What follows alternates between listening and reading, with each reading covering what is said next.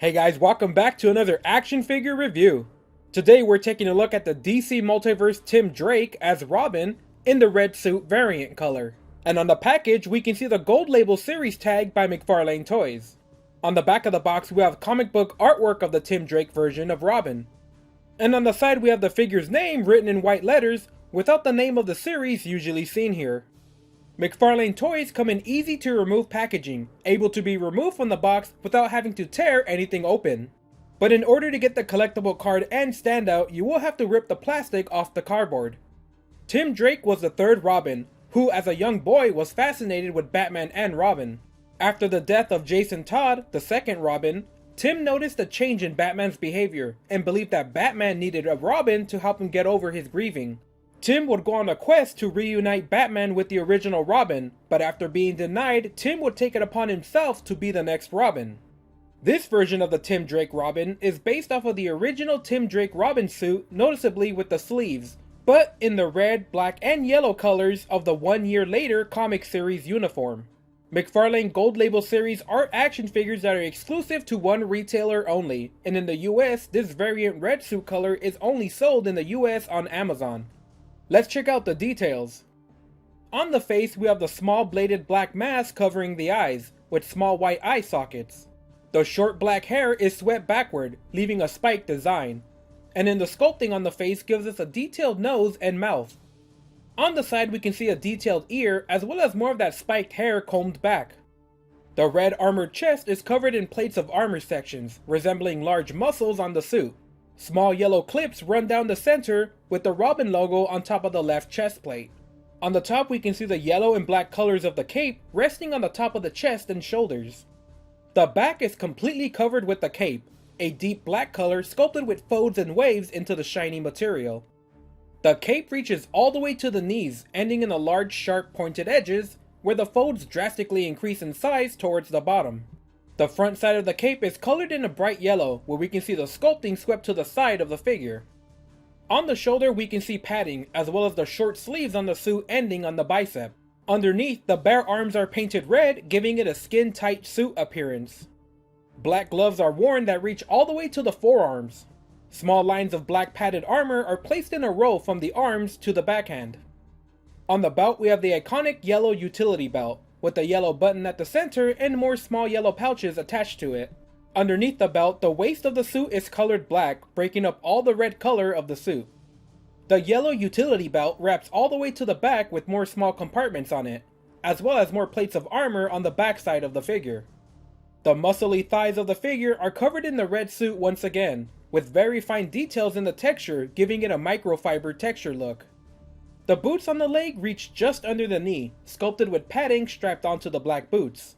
We wrap up the detail of the figure with the boots. Ninja style boots with a divided toe section can be seen here, with one large strap at the center. Let's take a look at the articulation. We have a ball jointed head with a pretty good range of motion. Shoulders that open and rotate. Biceps that rotate. Double jointed elbows with great range. Wrists that bend up and down and rotate. A ball joint at the chest that rotates and bends back, with the armor sculpting stopping it from bending forward. Another ball joint at the waist with rotation and bends backwards. With the joints combined, it lets the figure bend back pretty far. Legs that open and bend forward and back. Slight rotation at the thighs. Double jointed knees.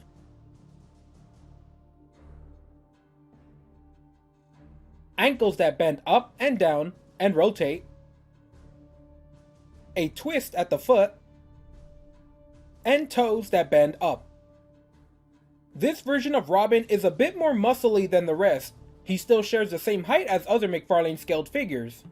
Here I've placed him next to a few DC Multiverse figures as well as others from McFarlane Toys.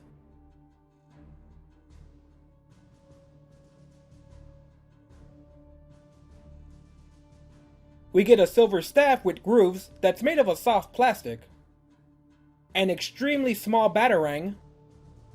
A collectible card with comic artwork on the front and character information on the back. and we get a McFarlane stand with the DC logo on it. In a small amount of time, McFarlane Toys has released several Tim Drake Robins for us to choose from, with this version having the more classic look. The suit is detailed very well, with plenty of different textures and small details all over the gear of the figure. The figure itself is a unique variant of the original suit, so the colors don't really match the official suit, but since this figure is sold as a gold label variant, we can just give it a pass as a unique chase version. We can probably expect this figure to be re-released outside of the gold label series, using the original green colors for the legs and arms. Colors aside, we get some great accessories, the iconic staff Tim Drake uses more often, and a super small batarang that's probably going to get lost soon. While the weapons we get do provide some great options to pose with melee focused superheroes, a fist hand is always something I'd like to see. McFarlane's articulation works very well with superhero bodies as well. We're able to get the maximum amount of range on most limbs, and makes the figure great for doing dynamic poses. The only issue is the lack of forward bending. This makes an excellent Tim Drake figure. When I think of the Tim Drake Robin, these are the colors that I have in my mind as the ideal Robin. A great figure, it's only a shame that the arms don't match the comic book 100%, but that's just a minor detail for me in an otherwise great figure. Since this is an exclusive on Amazon in the US, we can only hope to see this body used again in the future, but for these colors, you'll definitely want to pick him up sooner rather than later. Overall, the Tim Drake Robin variant is my favorite McFarlane Robin released so far. Great clicky joints, decent accessories, and a unique variant figure that looks great. Alright guys, that's it for this review. Leave a comment letting me know how you like this figure, subscribe, or give me a like to help out the channel.